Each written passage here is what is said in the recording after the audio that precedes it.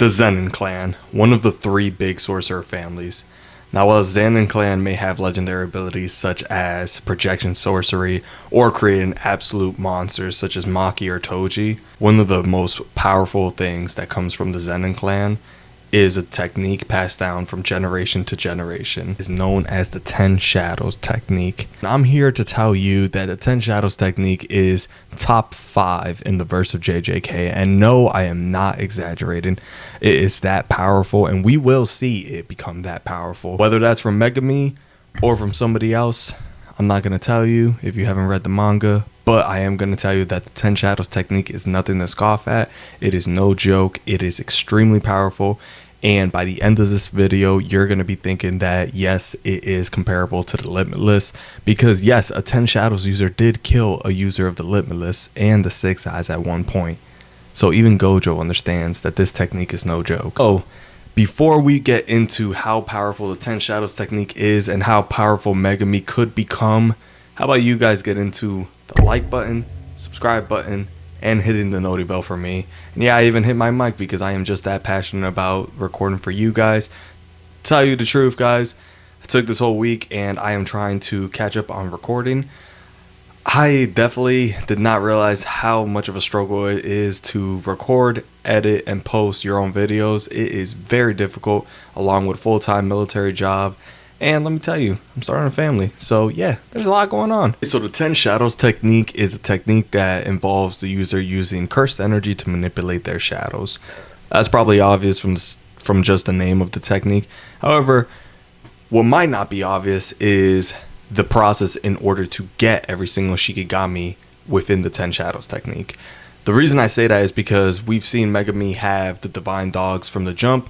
We saw that he said he gets them right away, like any 10 Shadows user starts with the Divine Dogs. However, we never seen Megami actually obtain a shadow. And when he first used Max Elephant, he said that he only recently exercised this one to submit to his will, basically.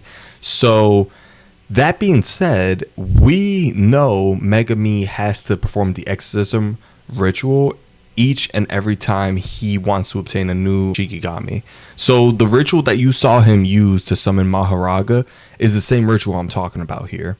It's a ritual where the 10 Shadows user brings forth the Shikigami of his current choosing. So say, like, for example, Max Elephant. He, before the sister event with the Kyoto school, he decided that he wanted to up his arsenal a little bit. How do you do that? I mean, he's a 10 Shadows user, get more Shikigami. So, not only did Megami get more Shikigami, he also did something else that we're going to touch on in a little bit. But, before I get ahead of myself, the 10 Shadows user forces whatever Shikigami he's trying to obtain into the exorcism ritual by just summoning it. Once he summons it, the ritual has begun, and any participants within that ritual, like within the radius of the ritual's start point, are now trapped inside that ritual. So it won't be complete until either all the users are killed or the Shikigami is exercised. Once the Shikigami is exercised, it now submits to the 10 Shadows user if and only if the 10 Shadows user defeated it by himself. If there's any other participants within the exorcism ritual at the beginning, done. Can't do it. It's not going to work. So Megami, to beat every single Shikigami, he has to do it alone in order to keep them. Before we move on any further, I feel like there's an important detail that I have to hit on for the 10 Shadows. So that detail is how to summon them. Like, how does the 10 Shadows technique actually work? So the 10 Shadows technique works by the user first off making a hand sign. Once the hand sign is created, it casts a shadow. That shadow is then imbued with cursed energy to become an intermediary. Basically, it becomes a tangible liquid. So it goes from a shadow to a tangible liquid because of the cursed energy being imbued into it. Now that liquid takes form into a conjuration point, which is the Shikigami. So that's pretty much the 10 Shadows technique and how Megami creates all these Shikigami. But I just wanted to hit on that before we kept moving forward because I felt like that was an important piece of the puzzle. The next point is the Shikigami themselves and being destroyed. So when a Shikigami is destroyed, it is no longer ever able to be used. However, there's a good side to this. I know it sounds horrible, say like you lose Great Serpent because Sukuna decided to smash it to pieces, or you lose a Divine Dog because you didn't know you were up against a special Great Curse and it surprised you, right? Well, the benefit to losing them is that all other Shikigami gain their abilities and powers. So even though you lost a Shikigami, it's quality over quantity in this aspect. So not too much of a burden on you, but it would suck to lose your Shikigami. The cool thing though is that Megami is also able to do more than just summon Shikigami with his shadows. The last thing he's able to do with his shadows, other than the domain expansion, is he's able to use his shadows as like an inventory point. So he can store objects inside of these shadows. He can even store people inside these shadows. The only thing about that is that he has to bear the weight of whatever it is that goes into these shadows. He does have to bear the weight of it. So say Megami drops his car into his shadow because he wants transportation wherever he goes, he's gonna have to bear the weight of maybe a 2,000, 3,000 pound vehicle in his shadows. So that's just something that you want to consider before dropping anything into these shadows. So Megami strictly keeps it to like weapons, about 2 or 3 of them at a time, right? And the other thing is that the user can store themselves inside their shadow. So if Megami ever is getting pressed and he wants to escape into his shadow, and say he's able to use RCT, which he's not able to currently, but if he was able to, he could fall into his shadow, heal up, get back onto the battlefield. He can even do this where he drops into the ground and then appears in the wall, where the shadow doesn't have to remain in the same spot. He can move it around. So that's just another perk about his shadows. So if I didn't sell you so far on why the 10 shadows technique could be so powerful, we're going to get into the Shikigami now, each individual one, and I'm going to break down their skills and abilities so that you're able to see how powerful these Shikigami really could be.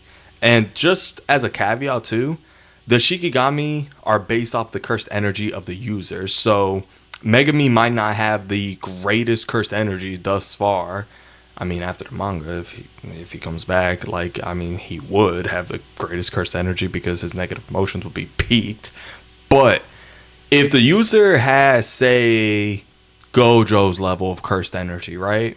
Or Yuta, if the user has Yuta's level of cursed energy and they're using the 10 Shadows technique, those Shikigami are massive and way stronger. So that's just a little caveat I just wanted to mention to you guys. So don't think that the technique itself may be weak or may be limited just because of the user. If the user has more cursed energy, then yeah, those Shikigami are going to be way stronger. And cursed techniques are something you need to be born with, but cursed energy isn't. So cursed energy, you can gain more of it as you go on through life because of your negative emotions, your negative experiences. So if Megami has a shit ton, like if his sister goes, boom, skyrocket in negative emotions, which means boom, skyrocket in cursed energy. So that's just a caveat I just wanted to mention to you guys before we get into each individual Shikigami.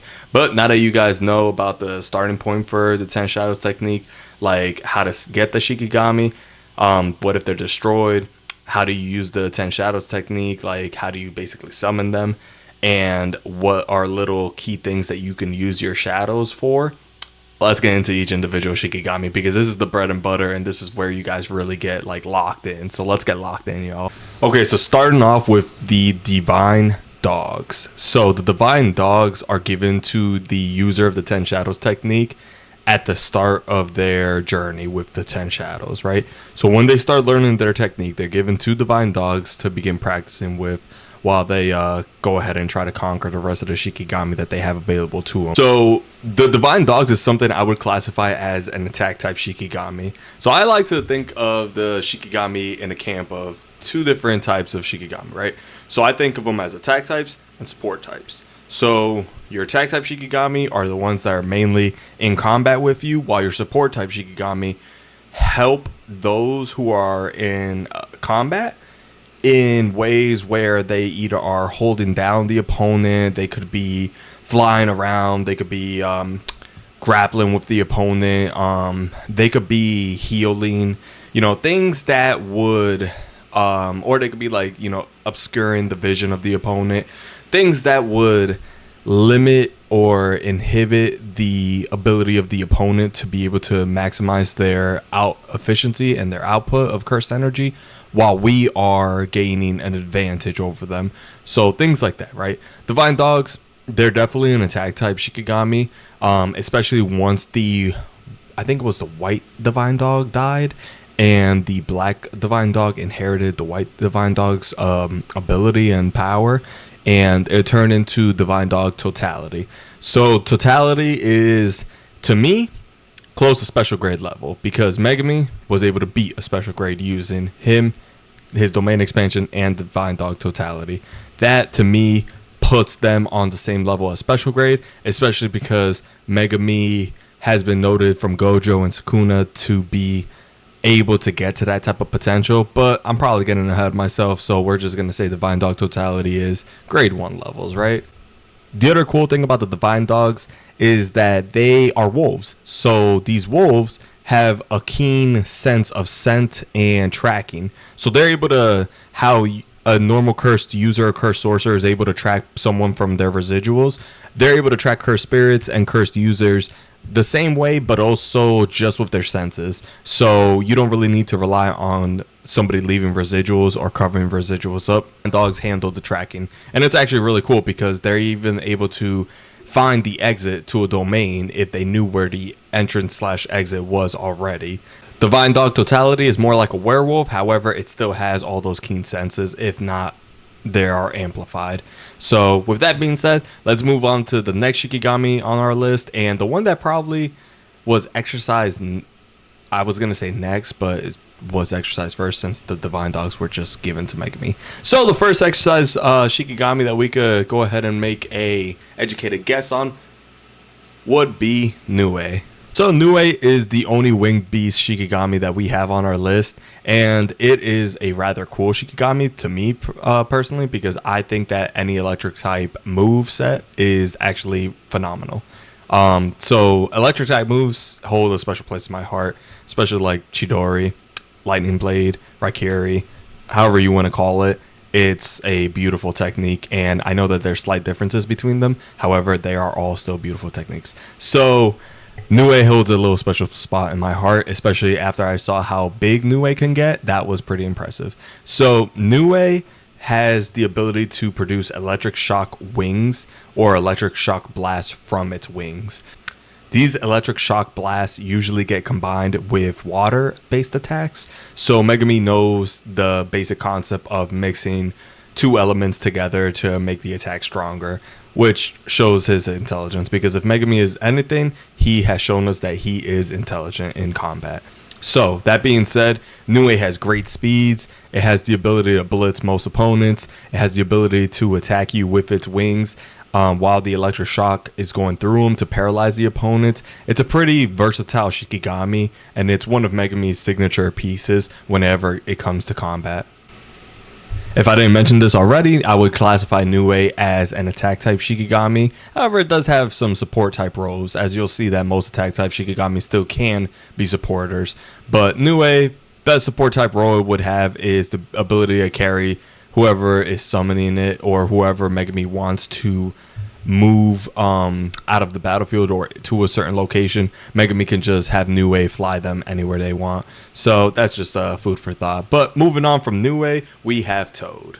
Okay, so Toad is able to come in all shapes and sizes. Toad has a weird ability where it can be as small as an actual toad or big enough to fit a person inside of it and transport said person. It uses its long tongue in order to do a plethora of different things, such as swinging from building to building like Spider-Man, or being able to hold down opponents that are pretty damn strong, or slamming opponents if it gets a good grip on them. You can have multiple Toads grab onto somebody and slam them onto the ground. It's quite versatile of a technique. As simple as it is, its tongue is able to do quite a bit of things. And this is a good spot to mention that you can combine Shikigami together. So we've seen it in the anime and we've seen the manga. In the anime, we have seen the Dwell's Unknown Abyss. That is Toad and Nue merging together in order to form a Toad with wings. So these Toads with wings are weaker than just normal Toad, and they're not as durable. They can be destroyed a little bit easier than normal Toad. However, they have the added effect of being a lot more agile and quicker. If they are destroyed, you don't have to worry about them because they are not going to disappear. Like, they are still in your inventory. I'm talking about Nue and I'm talking about Toad. They are not going to be gone because they were destroyed as the Dwellers Unknown Abyss. That is a separate Shikigami from Toad and Nue. So, and you can still merge them together. So there's no real downside to merging them together other than the fact that they are slightly weaker. So you don't, and they're weaker because you don't have the electric shock and you don't have the strength of Toad to be able to slam somebody as hard as it could have if you didn't merge them together. That's why when you saw Todo being held down by Toad, it was pretty easy for Todo to break through, but Todo also exercised 5 grade 1 curses and 1 special grade by himself, so chances of Toad being able to hold down Todo, probably not the highest. But moving forward from Toad, we have the Great Serpent. So this Shikigami, unfortunately, will no longer be seen thus far because it was taken out by Sukuna at the start of the show. So in season 1, Sukuna was attacked by the Shikigami and Nue in a combination attack. The Great Serpent's main ability is surprise attacks and grappling. It is also a giant serpent, so it's basically Titanoboa. However, this Great Serpent it looked like kind of a python instead of an anaconda, but still, this Shikigami was able to grapple with bigger, larger cursed spirits. Something that was maybe the size of Rika, something like that. So Great Serpent's able to wrap around its prey. It's able to wrap around its opponent. It's able to crush it. It's able to slam it. Shit, you could summon the Great Serpent from the sky and have it just drop onto him. Or you can have Great Serpent come from the ground, bring him up, bring him to the ground. Any type of combination attack you want. Great Serpent's really flexible. It's like really versatile in combat. But I would call it more of a support type of role just because Megami mainly used it to do combination attacks and hold prey in one spot. So, not too bad though. Okay, so we have Max Elephant coming in at number 5. So that's 5 Shikigami so far.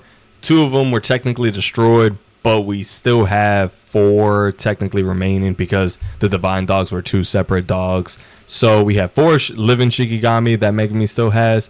5 total that he exercised by the start of season 1. So, or I guess not exercised, but had submit to his will. But basically, Megami has a good bit of Shikigami still. And he's still adding to the pile, alright? So we're not done there. Max Elephant, personally, I love the color of Max Elephant. And I know I keep saying personally, but like, I know everybody doesn't share the same opinion about these Shikigami, but I don't know. Max Elephant's design looks so cool. Like, the pink with it, like, it's like the engraving in the body, like, everything. Max Elephant just looks top tier. Love its abilities, but one of the things I want to mention real quick is Max Elephant is definitely an attack type Shikigami, while Toad and Great Serpent were our 2 support types. So we got 3 attack types and 2 support types so far. But moving forward to Max Elephant's abilities, Max Elephant has the ability to just drop so many volumes of water into a room. So if it's an open space, closed space, room, doesn't matter. Max Elephant could fill that thing up with so many volumes of water. Basically, if we're in this room right here and Max Elephant summon, God bless, it's going to take up the whole room. But if it wanted to fill the entire room to the top and crush everything in it with water, it could. It 100% could. Max Elephant is also an elephant, so it weighs a lot. If Megami were to summon this thing in the sky and have it crashing down on somebody, yeah, Max Elephant, couple tons. It would definitely be able to crush them. So, very impressive Shikigami. Only downside to Max Elephant is how much cursed energy it takes to summon it. So Megami cannot summon Max Elephant with other Shikigami. He can summon Shikigami, then dispel them or release them, and then summon Max Elephant, and then release Max Elephant and summon those Shikigami again. But he can't have Max Elephant out there while Nue is flying around in the sky, or he can't be on top of Nue, summon Max Elephant from the sky to drop down the opponent and then fly down with Nue. All right, nah, it doesn't work like that. At least right now, because he doesn't have that much cursed energy in order to summon all of them, all the Shikigami so far. But once he has enough cursed energy to summon all Shikigami at one moment, I mean, hey, what's stopping him, right? But instead of talking about a Shikigami that weighs a couple tons, we're going to talk about a Shikigami that weighs a couple pounds. And we're going to talk about Rapid Escape. So Rapid Escape is definitely a support type, but it is one of the most iconic support type Shikigami that you could think about. And the reason I say that is because Rapid Escape is extremely underrated. Like, extremely. So Rapid Escape is a bunch of rabbits. However, there are hundreds, if not thousands, of these rabbits, and they could do anything. They could do and they can create anything basically out of how many spews of rabbits there are. So these rabbits can make a giant tsunami. These rabbits can make a giant wall. These rabbits could make basically a domain, because they could just enclose you in a sphere. I mean, they're just rabbits, so you're probably going to break through them pretty quickly. But they just keep coming and coming and coming. These rabbits are crazy. These rabbits do not stop. They will box with you, and they will come back if you knock them back. So the cool thing about that is it sets up attacks. The reason for it is because your opponent is slightly distracted, and in a Jujutsu fight, that's all you need. So Megumi, if he's playing his cards right and he forms a wall and the opponent blasts through the wall just to get hit with a Max Elephant straight to the face, hey, play the game. Megumi's a tactician. Rapid Escape is a great tool for him to use. So if I see him just using Rapid Escape non-stop, I would not be mad, because I know exactly what he's trying to do, and it is intelligent to me. So that makes a total of 3 supports and 3 attack type Shikigami. However, we have pretty much exhausted all the Shikigami that are in the anime, except for the number 10 entry being Mahoraga, of course. So we're going to get into the 3 Shikigami that you have not seen in the anime yet, but are extremely cool. So starting off with Round Deer. So Round Deer is a massive deer. It is absolutely huge. However, it's not just size that matters here. No. Nay. So Round Deer has the ability to constantly release and produce positive energy. For my Jujutsu scholars here, you guys understand that positive energy creates what? Reverse Curse Technique. Reverse Curse Technique heals. So if Megumi summons Round Deer and he has control of Round Deer, and Round Deer is always releasing positive energy, that means Megumi is constantly being healed. Blow his arm off, heals it right back. Shoots off his leg, heals it right back. Cuts off his hand, heals it right back. You get the gist here.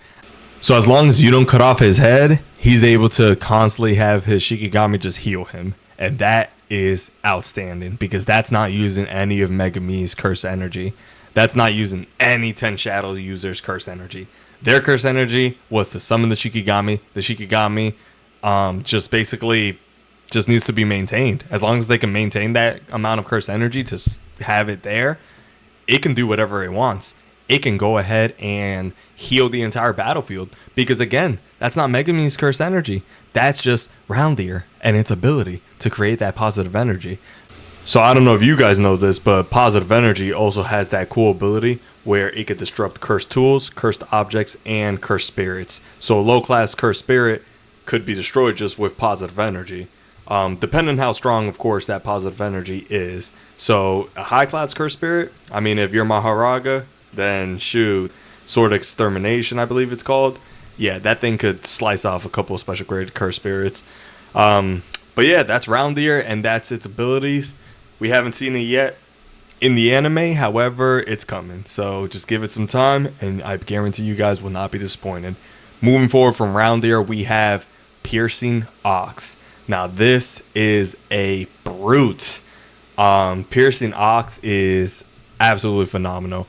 It is another attack type Shikigami. By the way, Round Deer was our last support type Shikigami, so you guys are just going to get the attack types now. But Piercing Ox is an absolute unit of a Shikigami. I'm talking Black Force energy Shikigami. So Piercing Ox, I love it. It's so simple, but so powerful. So Piercing Nox's ability is, as long as it's allowed to run in a straight line for however much distance it can run, its impact will grow in strength. So, for example, right? If Piercing Nox is allowed to run the length of a marathon, 20.5 miles, then by the time it hits, it'll have a level of an attack equal to, say, Reverse Curse Technique Red. That's insane. So Piercing Nox does not, to our knowledge, have a limit of how far it can go before its attack output is maxed out.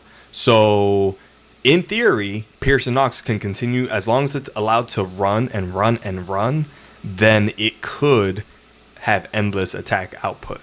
So its AP could be astronomically crazy. So its AP could actually be comparable to an attack from Gojo. So it's next level. It's nothing to laugh about. It's nothing that you'd want running at you with some considerable distance behind it.